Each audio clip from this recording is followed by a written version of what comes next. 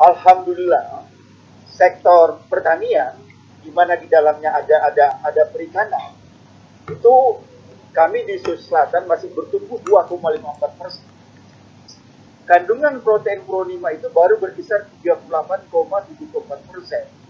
Dengan manipulasi yang kami lakukan, kandungan proteinnya terus meningkat.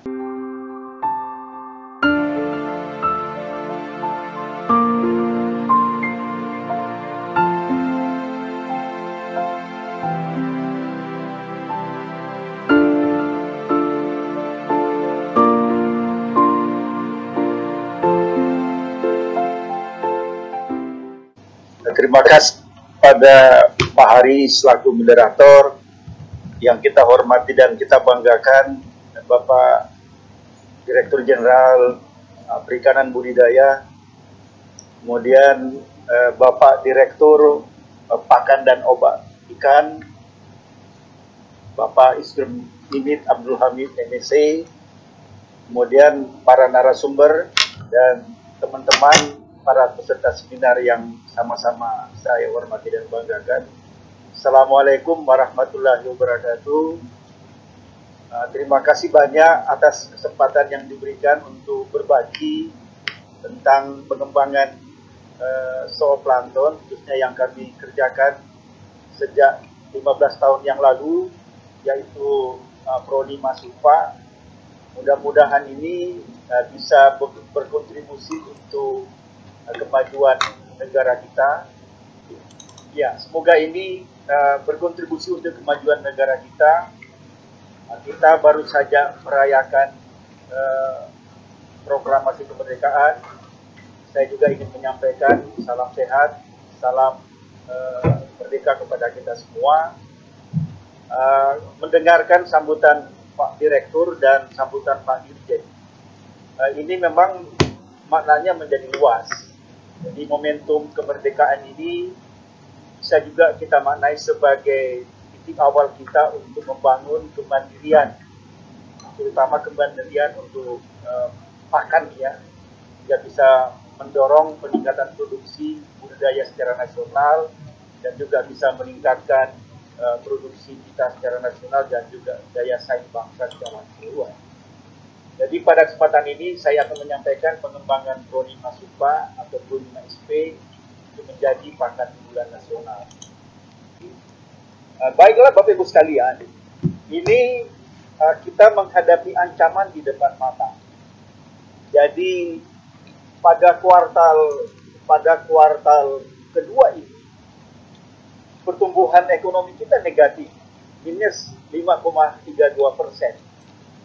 Pada kuartal pertama itu masih positif 2,97. Tugas kita bersama, terutama untuk insan perikanan budidaya, bagaimana merem kita tidak mencapai pertumbuhan negatif lagi pada kuartal ketiga. Jadi penentuannya ini di kuartal ketiga. Kalau kuartal ketiga pertumbuhan kita masih negatif, maka kita akan memasuki resesi ekonomi. Nah, ini yang perlu kita jaga benar, sehingga kontribusi perikanan budidaya itu tetap positif, sehingga bisa menyelamatkan negara ini. Sejumlah negara sudah mengalami resesi, kita penentuannya ada di kuartal ketiga. Nah, kami kebetulan karena berada di Sulawesi Selatan, memang berupaya keras itu tidak terjadi. Nah, yang terjadi saat ini, dari semua sektor, alhamdulillah, sektor pertanian, di mana di dalamnya ada perikanan, itu kami di Sulawesi Selatan masih bertumbuh 2,54%. Kontribusinya terhadap pembangunan Sulawesi Selatan itu 24,80%. Dan semua masyarakat Sulawesi Selatan itu berharap benar perikanan ini menjadi penyelamat agar kita tidak masuk ke dalam kondisi resesi. Ya.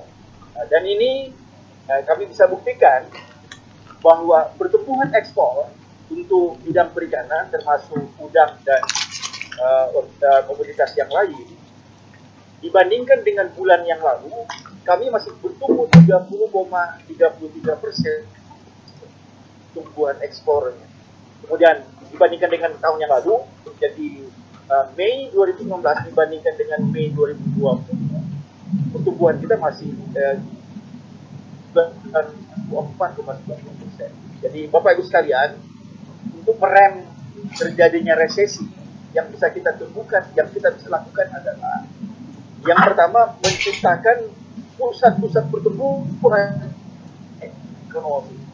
Yang kedua adalah bagaimana mendorong pertumbuhan baru sektor ekonomi, dan semuanya ini Bapak Ibu sekalian, menurut pandangan saya itu bisa kita lakukan di perikanan budaya, termasuk bagaimana industri zooplankton atau pakan alami ini berkontribusi di situ menciptakan pertumbuhan baru.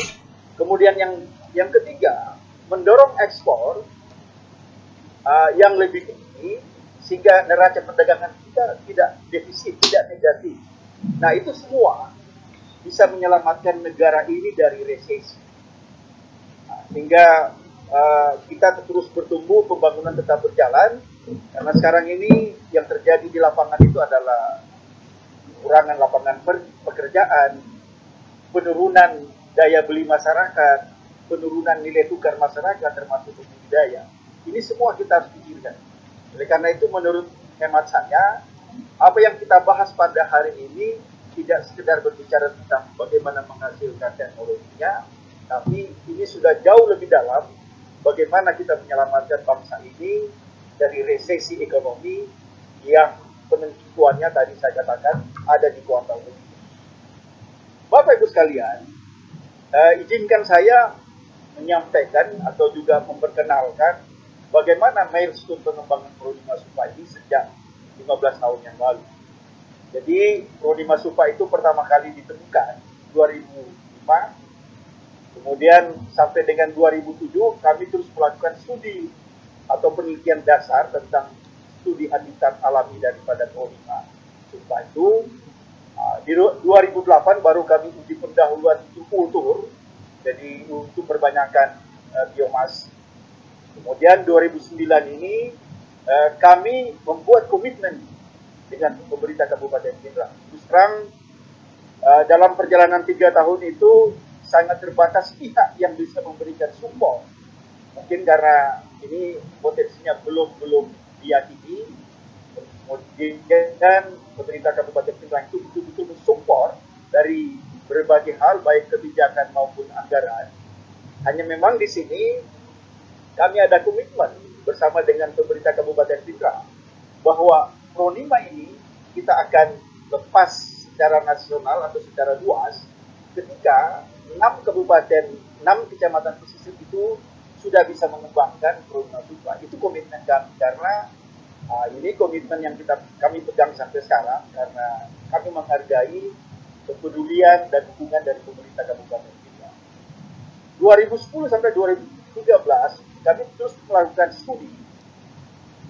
Bukan hanya studi tentang biologi, ekologi, termasuk preferensi pakan alami, kami juga studi tentang aspek sosial. Karena perubahan itu tidak mungkin kita lakukan kalau tidak menyentuh aspek kultural daripada masyarakat. Karena budidaya Pronima ataupun aplikasi Pronima di dalam budidaya itu berbeda konteksnya dengan budidaya pada umumnya. Jadi kami ada perubahan kultur, ada perubahan paradigma yang itu tidak mungkin kami lakukan kalau tidak menyinggung atau mencapai aspek sosial dan budaya. Sebabnya kami lakukan penelitian budaya terkait dengan perkembangan Pronima.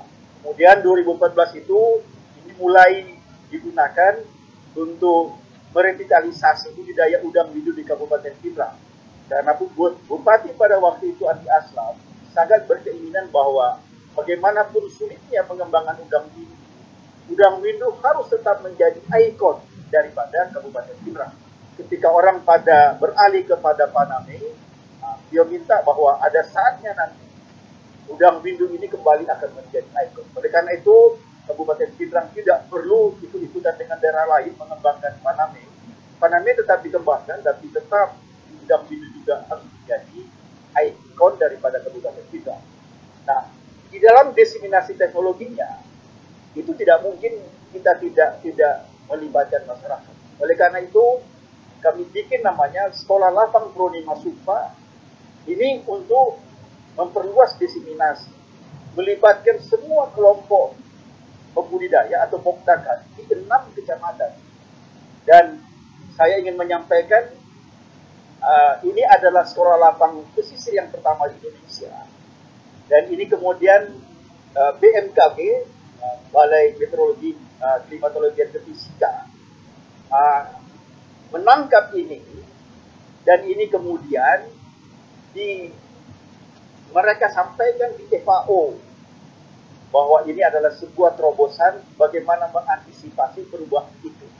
Jadi saya ingin menyampaikan justru model sekolah lapang Pronima Supa ini itu ditangkap oleh teman-teman di BMKG, dibawa sampai dengan di FAO dalam membicarakan persoalan bagaimana mengantisipasi perubahan itu. Kemudian 2015 juga itu kami mengembangkan budidaya sistem modular yang tadi saya katakan memang ini karakteristik budidaya udang menggunakan Pronima itu berbeda dengan budidaya yang sudah dikembangkan sebelumnya. Oleh karena itu ada perubahan ataupun penyesuaian. Kemudian di 2016 kami mulai setelah bisa mengembangkan biomasnya, kami mulai aplikasikan ini pada pembenihan, kemudian pada pentokolan udang, kemudian juga akan merintis sebuah pendekatan baru namanya Bank Pronima. Barang Pronima sebenarnya sebuah pendekatan bagaimana memperbanyak stok sediaan Pronima di tingkat lapangan. Kemudian 2017, alhamdulillah kami telah mendaftarkan patennya, dan tahun ini kami sedang menunggu sertifikat patennya, dan bersamaan itu 2017 juga kami mengembangkan Pinrang Stream Eco Patent Park yang juga sekarang dicanangkan menjadi kawasan pengembangan atau tutup dengan pendekatan ekosistem. 2018 kami masuk kepada hilirisasi dan industrialisasi. Jadi persoalan kita sekarang adalah bagaimana meningkatkan biomasa. Di samping meningkatkan biomasa adalah bagaimana meningkatkan kualitas. Alhamdulillah dengan temuan probiolyzer ini kami bisa memanipulasi, meningkatkan kandungan daripada Pronima yang pada waktu awal penelitian pada penelitian awal pada tahun 2015, kandungan protein Pronima itu baru berkisar 38,74%. Dengan manipulasi yang kami lakukan, kandungan proteinnya terus meningkat. 2017 itu sekarang kandungannya sudah meningkat menjadi 48,33%. Saat ini kandungan Pronima yang kami ukur dengan aplikasi probiolyzer itu meningkat menjadi lebih daripada 60% kandungan protein. Jadi probiolyzer itu Bapak Ibu sekalian, itu sebenarnya adalah sebuah bahan yang kami kembangkan. Selain mengandung probiotik, itu juga mengandung pupuk, makanya kami sebut sebagai probiolyzer. Nah, kemudian pasca 2018 sampai sekarang, kami terus mengembangkan stok itu. Samping itu kami mendorong hilirisasi dan itu mengarah kepada pengembangan kluster dan inkubator inovasi untuk industri baru yang berbasis Pronima Supa. Itu Bapak Ibu sekalian, milestone pengembangan Pronima Supa yang kami telah lakukan. Yang kemudian berikut ini saya akan rinci secara detail dengan waktu yang terbatas poin-poin penting daripada pengembangan dan pencapaian daripada Pronima Supa. Bapak Ibu sekalian, ini saya tampilkan perspektif dan pemaknaan pembudidaya. Yang tadi saya katakan, tidak mungkin kami melakukan rekayasa sosial tanpa memahami bagaimana perspektif dan pemahaman daripada pembudidaya. Dan bagi orang Buddhis Makassar, Mandar, dan Toraja, hal yang paling sensitif itu adalah menyentuh aspek transendental. Bagaimana pemahamannya dia dengan Tuhan. Dan ini yang membawa orang-orang selatan itu berkelana kemana-mana karena ada kepercayaan balik itu. Nah, saya ingin cerita agar kita bisa paham sampai dengan penamaan itu yang tadi disinggung oleh Pak Dirjen. Jadi secara nasional sama dengan Sulawesi Selatan, tahun 98 itu kita mengalami musibah. Jadi budidaya udang windu kolaps di mana-mana karena ada infeksi patogen, terutama WSSP, white spot dengan Vibrio. Nah, tetapi ada kepercayaan orang Bugis bahwa hanya dengan kerja keras maka pertolongan Tuhan akan datang. Itu yang mereka maknai di dalam pesan leluhur Resopat Tamangini Alente Pamase Dewada. Jadi hanya orang yang bersungguh-sungguh bekerja yang akan mendapatkan pertolongan Tuhan. Mereka percaya juga bahwa tidak akan jatuh daun yang kering kalau bukan kehendak Tuhan. Tidak akan mati makhluk hidup termasuk udang kalau Tuhan tidak menghendaki. Nah, semua ini menjadi akumulasi pemahaman. Mereka meskipun udang windu kolaps di mana-mana, mereka tetap berbudidaya udang. Meskipun sering gagal, mereka tetap berusaha karena mereka percaya itu. Nah, kemudian disinilah kemudian Pronima Supa itu secara lokal disebut sebagai were. Were itu berkah bagi mereka yang dikehendaki oleh Tuhan. Jadi nama awal daripada Pronima Supa itu adalah were. Itu sebabnya kami selalu mengikuti nama Supa di belakang Pronima sebagai bentuk apresiasi terhadap kerja-kerja cerdas, kerja keras, kerja ikhlas daripada orang-orang di Supa, di Kecamatan Supa, salah satu kecamatan di Pinrang. Sekiranya mereka tidak bekerja seperti itu, maka hari ini kemudian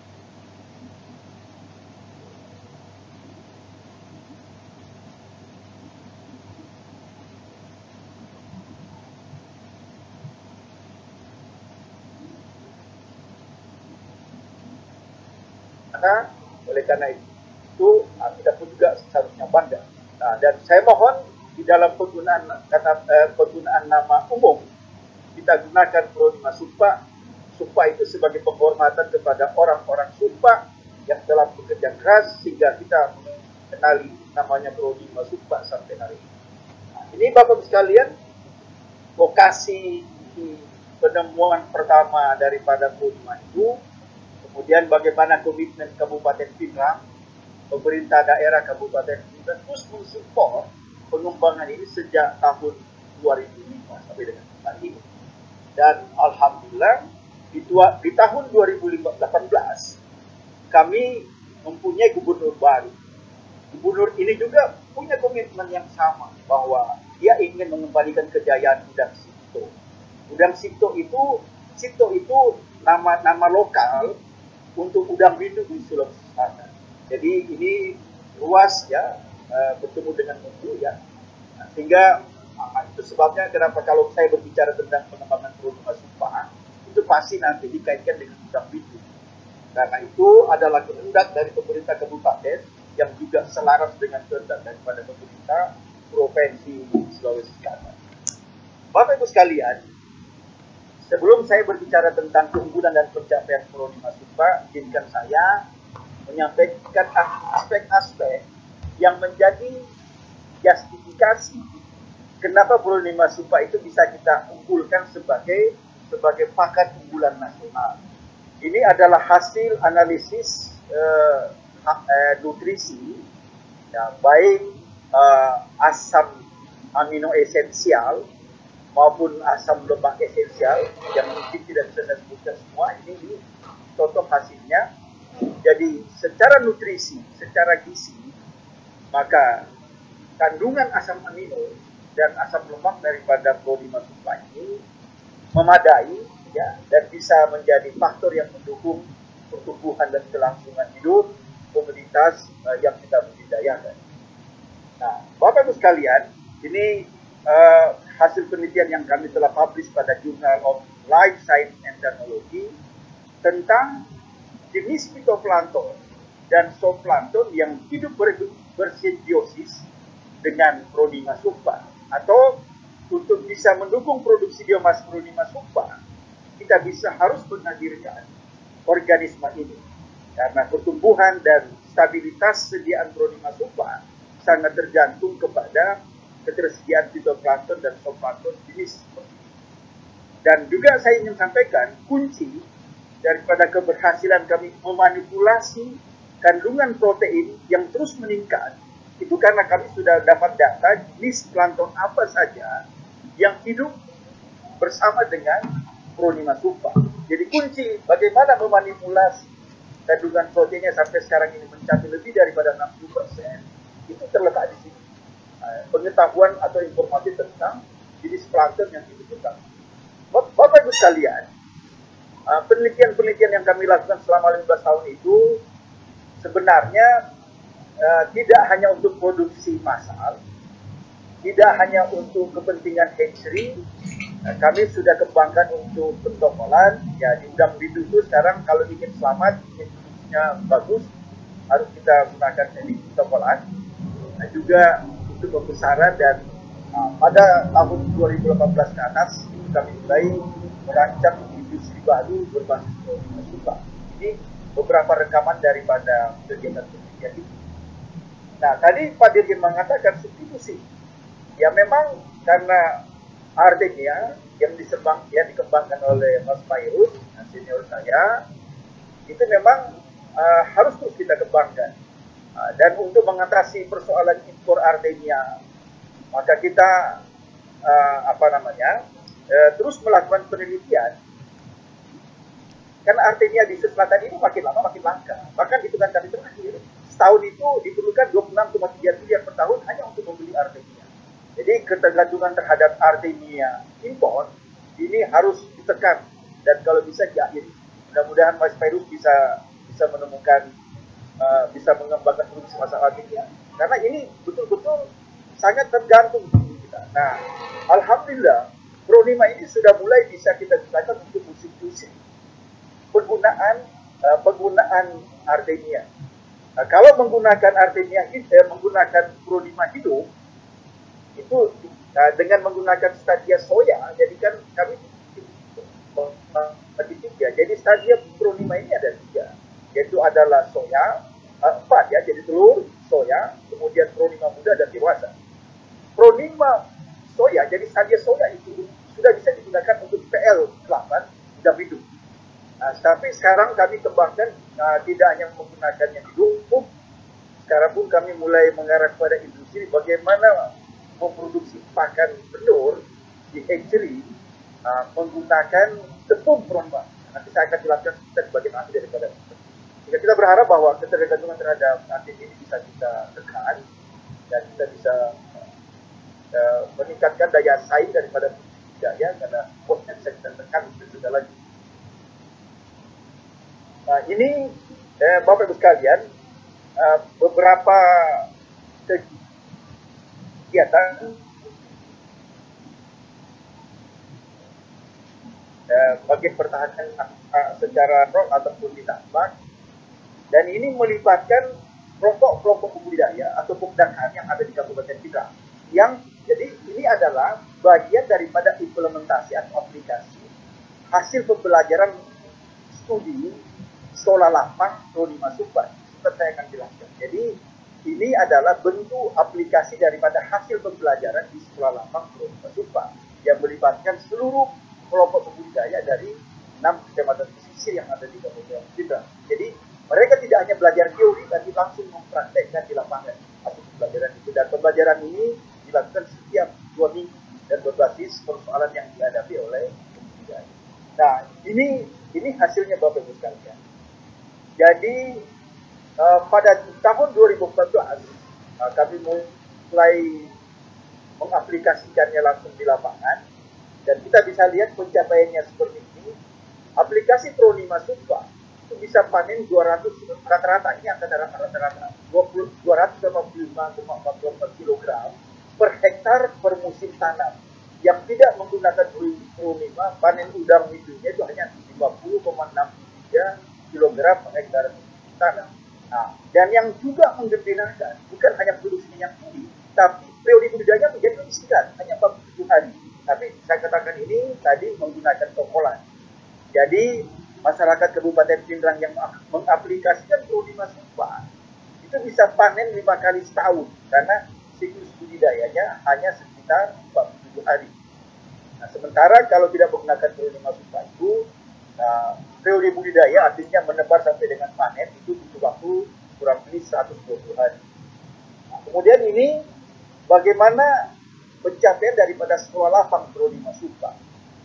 Nah, ini bagi mereka yang mengikuti sekolah lapang, kalau mengikuti sekolah lapang Pro 5 Super itu artinya dia mengaplikasikan Pro 5 bisa mencapai 244 kg, kemudian dengan penerimaan atau residu itu 18 juta per hektar per musim tanam.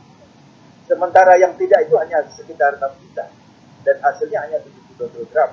Ini hasil daripada pembelajaran atau praktek daripada pembelajaran sekolah lapang. Nah, ini Bapak sekalian, ini adalah model pembelajaran sekolah lapang. Ini diresmikan oleh Pak Bupati. Kemudian ini beberapa kegiatannya. Nah, ini yang tadi saya katakan, ini telah dibawa oleh BMKG sampai dengan di FAO. Ya, Bapak sekalian, selain kandungan gizinya, yang menguntungkan dari aplikasi Pro 5 Super ini adalah respon udang. Jadi Bapak Ibu sekalian, ini foto ketika siang hari atau cahayanya cukup terang. Nah, di dalam teori dikatakan bahwa udang itu bersifat nokturnal, jadi hanya aktif pada malam hari atau ketika intensitas cahaya itu rendah. Nah, kami bisa buktikan dengan Pro 5 itu 24 jam udangnya makan atau mengkonsumsi Pro 5. Ini salah satu sebab kenapa 47 hari sudah bisa panen lebih cepat daripada yang tidak menggunakan Pro 5. Ini udang windu, ini banannya sama, ikan juga sama saja responnya terhadap apa namanya Pro 5. Jadi Pro 5 itu di samping kandungan gizinya ini sangat disenangi dan direspon oleh dari pembudidaya. Kemudian di dalam penelitian kami ada dugaan atau mengarah kepada bahwa Pro 5 ini bisa memicu imunostimulan, juga bisa membangkitkan imunitas terhadap cekaman lingkungan. Dan kalau kita belajar tentang bagaimana tingkah laku daripada Pro 5 Super, maka Pro 5 Super ini ada potensi memperbaiki karena dia bersifat dendrik, memperbaiki habitat. Oleh karena itu, tambak yang marginal, kemudian mengaplikasikan Pro 5 memang itu kami temukan bahwa berpotensi untuk kembali berproduksi. Nah, kemudian keunggulan yang lain Bapak Ibu sekalian bahwa udang dengan Pro 5 Super ini tidak menggunakan bahan kimia karena Pro 5 Super itu sangat peka dengan bahan kimia. Maka produk udang yang dihasilkan itu adalah udang jenis premium. Nah, kami ingin buktikan. Ini kami ambil dari salah satu buyer terbesar di Pindrang yaitu PT Athena yang bahan bakunya dipasang dari Gresik, Sidoarjo dan Pindrang. Nah, ini kelihatan ya dari segi fisik saja kelihatan bahwa ada keunggulan dari segi kualitas udang yang diproduksi Pindrang dengan menggunakan Pro 5 dibandingkan yang tidak. Ya, ini betul-betul dikenal dengan premium. Nah, Bapak Ibu sekalian, ini adalah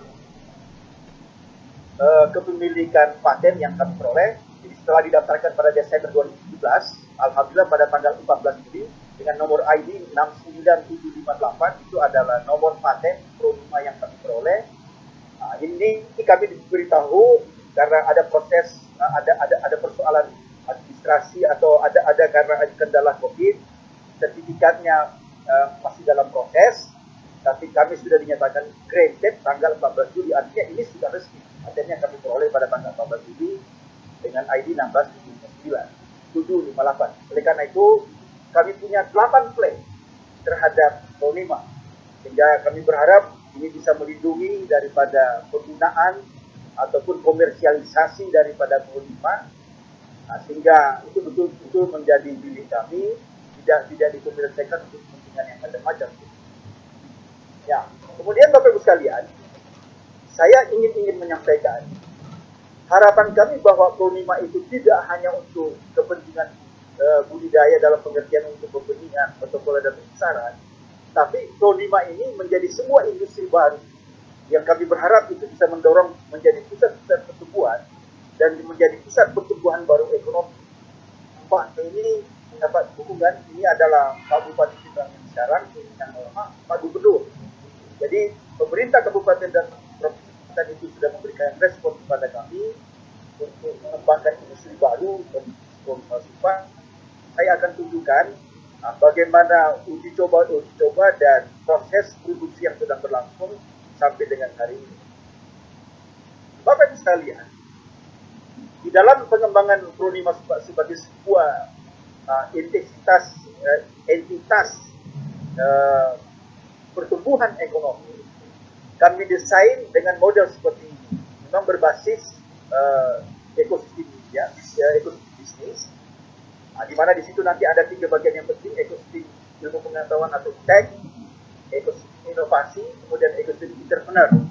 Sehingga singkatnya bahwa pengembangan industri berbasis Pronima dengan ekosistem bisnis itu melahirkan 3 efek: melahirkan sinergitas efek, kemudian cluster efek, kemudian yang ketiga adalah inkubator efek. Nanti akan saya jelaskan bagaimana pencapaian daripada ketiga efek itu sebagai implementasi daripada pengembangan ekosistem bisnis industri baru Pronima. Bapak Ibu sekalian, saya sampaikan dulu, ini klasternya. Jadi di sana itu ada dua klaster utama yang luasnya kurang lebih 1.500 hektar. Kemudian ini ketika Direktorat Kawasan ini mengembangkan atau itu dengan pendekatan ekosistem, ini yang kami integrasikan. Hanya saja ya sayang sekali rencana kerja Direktorat Kawasan itu untuk mengembangkan atau dengan pendekatan ekosistem itu 3 tahun, 2017, 18, 19, tapi sampai hari ini tidak jalan. Tapi kami tetap jalan bersama dengan masyarakat dan pemerintah, gitu ya. Hanya saja yang mengganggu adalah pertanyaan masyarakat. Kenapa tidak datang lagi dari Direktorat Kawasan untuk membahas masalah itu dengan pendekatan ekosistem? Harusnya tahun ini adalah tahun terakhir daripada pelaksanaan daripada program itu dengan pendekatan ekosistem. Tapi kami tetap jalan bersama dengan pemerintah kabupaten maupun provinsi. Nah, Bapak Ibu sekalian, ini adalah gambaran produksi udang rindu Kabupaten Pindrang. Jadi memang ada Selatan. Jadi di tahun ketiga Pak Gubernur itu memang menghendaki produksi udang rindu digonjot. Kemudian dengan pengembangan 10 kabupaten pada tahun ini, pada tahun 2019, 10 kabupaten lagi menjadi 13 kabupaten pada tahun ini. Dalam tahun depan itu insya Allah akan diperluas menjadi 13 kabupaten plus 1.000 hektar pengembangan kawasan khusus. Nah, dalam setahun kami bekerja di tahun 2019 itu ada kenaikan produksi udang rindu sekitar 200 ton. Saya kira ini masih belum sesuai dengan harapan, tapi ya sudah ada pencapaian, ada peningkatan, dan insya Allah tahun depan kita akan tingkatkan lagi sampai target yang lebih. Nah, Bapak Ibu sekalian, ini studi atau penelitian tentang bagaimana pengembangan industri baru berbasis Pronima. Jadi yang kami kembangkan di sini tidak lagi menggunakan pakan alami, tapi Pronima Supa itu kita produksi secara massal, masif. Kemudian tepungnya kita dibuat jadi tepung. Kemudian ini yang diaplikasikan di hatchery.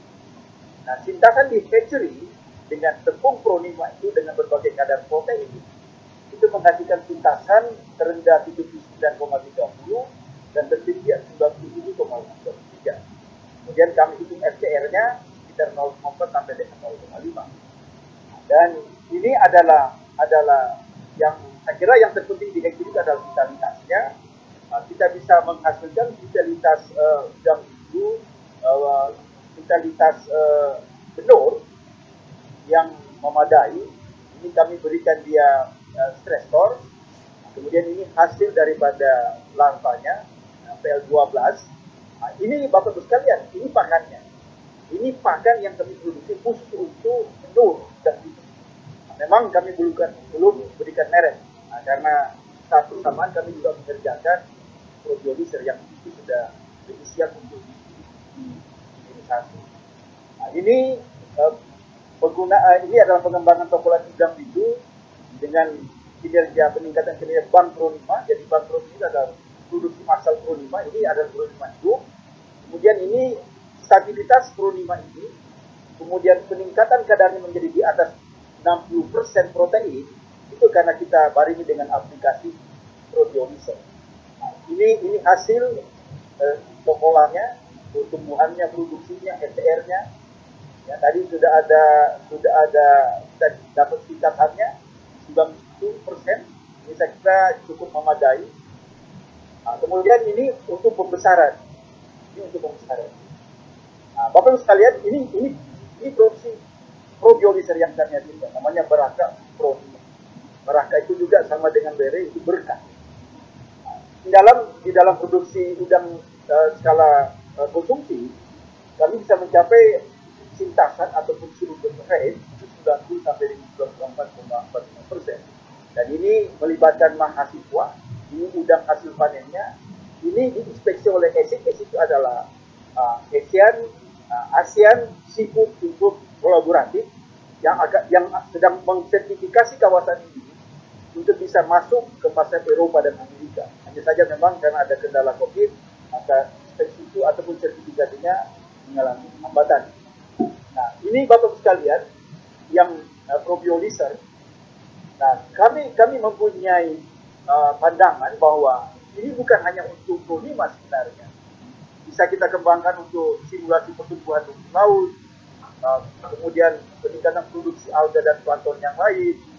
Nah, ini juga stimulus pertumbuhan udang, karena tadi kami katakan bahwa tidak hanya mengandung hara, tapi dia juga di dalamnya ada probiotik yang kita berharap bisa meningkatkan populasi bakteri untuk bisa menguraikan bahan-bahan organik atau bisa metabolisme sehingga dia bisa mendukung pertumbuhan udang dengan baik. Bahkan ini bisa kita kembangkan untuk pertanian dan hortikultura. Sehingga kalau ini dikembangkan betul-betul menjadi sebuah industri yang punya multiplier effect.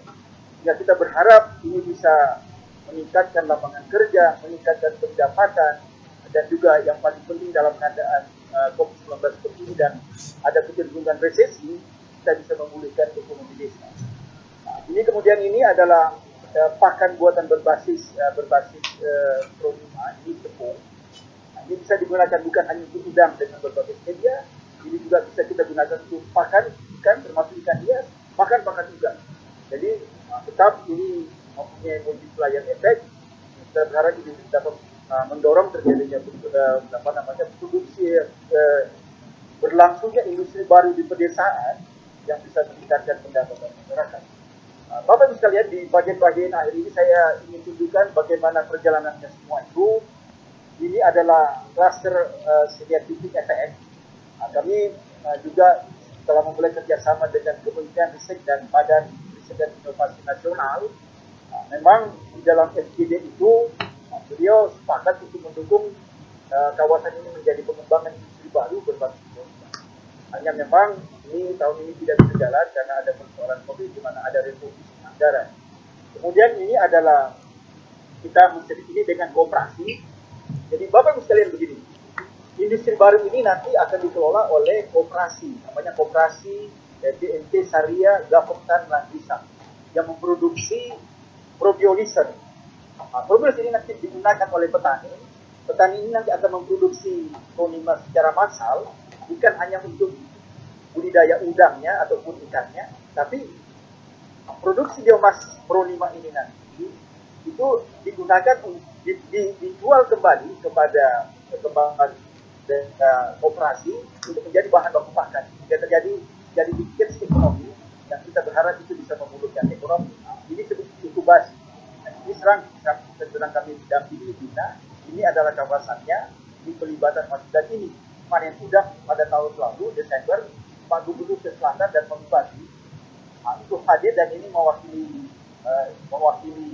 KKP atau Direktur Jenderal Perikanan Budaya hadir untuk menyaksikan panen pada kluster inovasi yang kami kembang. Nah, ini bagian yang terakhir Bapak Ibu sekalian. Ini ada beberapa rekomendasi yang kami sampaikan di dalam memberikan arah pengembangan industri baru berbasis Pro 5. Pertama, kita perlu merumuskan roadmap peta jalan pengembangan industri pakan ikan nasional Yang kedua, kita harus terus mendorong peningkatan penerimaan negara dan masyarakat dari kegiatan ekspor perikanan budidaya dan minimalisasi penggunaan komponen impor dengan mendorong daya saing industri pakan ikan nasional sebagai bagian integral dari pemulihan ekonomi nasional dan peningkatan daya saing nasional. Yang ketiga adalah perluasan ketersediaan lapangan kerja serta penguatan daya beli dan nilai tukar pembudidaya melalui peningkatan kontribusi produksi perikanan budidaya dan daya saing pakan ikan nasional. Yang keempat, pengembangan derivat dan diversifikasi produk industri pakan ikan nasional sebagai bagian integral pemberdayaan dan peningkatan taraf hidup pembudidaya ikan. Yang kelima adalah pembagian tupoksi yang jelas dan konsisten di antara para stakeholders dan dukungan terhadap setiap klaster pengembangan pakan zooplankton strategis yang bersifat spesifik untuk mencegah tumpang tindih atau overlapping dan kontrak produksi pengembangan serta mendorong percepatan pengembangan dan daya saing industri pakan ikan nasional. Yang keenam, ya jika berkenan Bapak Ibu sekalian, khususnya Pak Dirjen dan Bapak Direktur Pakan dan Obat Ikan, kami dengan rendah hati ingin mengusulkan penetapan Prodi Masupa atau Prodi SP menjadi pakan unggulan nasional. Ini yang dapat kami sampaikan Bapak Ibu sekalian.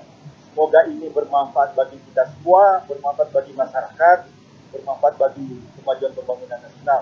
Demikian yang dapat saya sampaikan. Wabillahi taufiq wal hidayah. Wassalamualaikum warahmatullahi wabarakatuh.